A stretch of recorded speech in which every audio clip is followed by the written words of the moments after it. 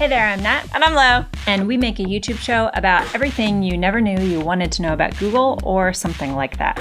And this is part 2 of a 2-part episode about how YouTube works. In part 1, we go into what happens when you upload a video. If you'd like to watch that, you can check out the link in the video description.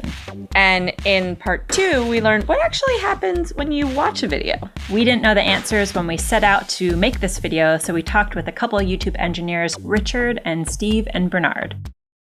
If you're like us when we started working on this, you might think that when you press play on a video, YouTube is just grabbing that video and playing it for you.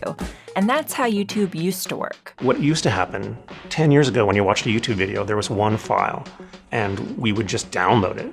And sometimes you'd watch that spinner, and it was very interruptive. So YouTube decided to do something about this, which they codenamed sliced bread. Sliced bread, as a sort of metaphor, means break the video up into pieces, and so you can lay down the track for the train as it's rolling. And every time you get a piece, you decide what's the size of the next one you're going to use.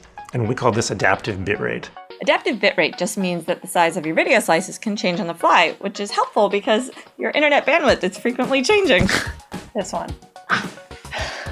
How this works is when you press play on a video, YouTube is immediately analyzing your situation. Is your network good? How big is your screen? How much have you downloaded already? It might decide, hey, things are pretty good. So here's a high-resolution video slice to start things off. And here's another one and another one. But then, let's say your brother comes home and starts downloading this huge file, so your bandwidth is constrained and YouTube needs to downres your video slices to make sure that the video you're watching doesn't have a lot of buffering. For the most part, YouTube playbacks are smooth, but when they aren't, it's really, really irritating. And we hate that as much as anybody. And every day we're trying to make the time that the spinner shows just a little bit smaller. Another thing that can speed up how fast videos play is where physically those video files are coming from. It's easy to think of YouTube as a single thing, where all the videos sit in a giant pile. But in practice, when you watch a video, it gets a little bit closer to you. More formally, this is called YouTube's Content Distribution Network. YouTube partners with the companies you get your internet from. They give them a rack of hard drives, essentially a box, for temporary storage of videos. And when you go to request a YouTube video, instead of going to Google's central servers, you're actually going to that box. So when you press play on a video, the first thing YouTube's going to do is check the boxes closest to you to see if they have that video. Your browser will send a request, say, hey, give me that video. If it's popular, it probably has it.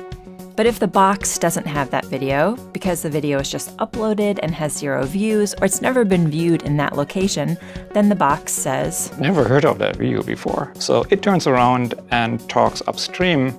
And along the way, if none of the boxes have that video, the system grabs that video from a disk somewhere in the Google data center, send it back down and say, here, you have a video, go ahead. And what's amazing is that this all happens organically and automatically just based on who's watching what where. I think of it like a tree. The root is in the storage, and then from there it branches out to all parts of the world. Is that why you wore that t-shirt?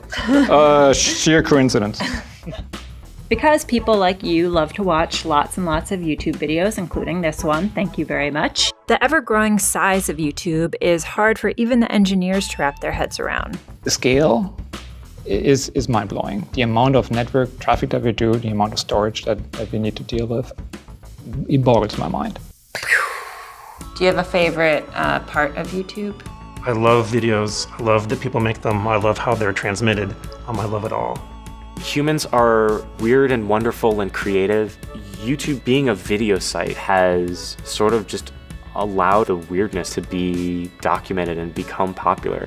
YouTube is a place where all of those moments can be preserved. Anybody can make them, and we will hopefully be showing those to everybody forever. Thanks for watching. If you haven't, check out part 1, where we talk about what happens when you upload a video, and subscribe to our channel if you like what we're doing and you want to see more videos. We also played this fun game with the engineers that we talked to called Autocomplete, and please check that out if you want to laugh. Wait. Bye. Bye.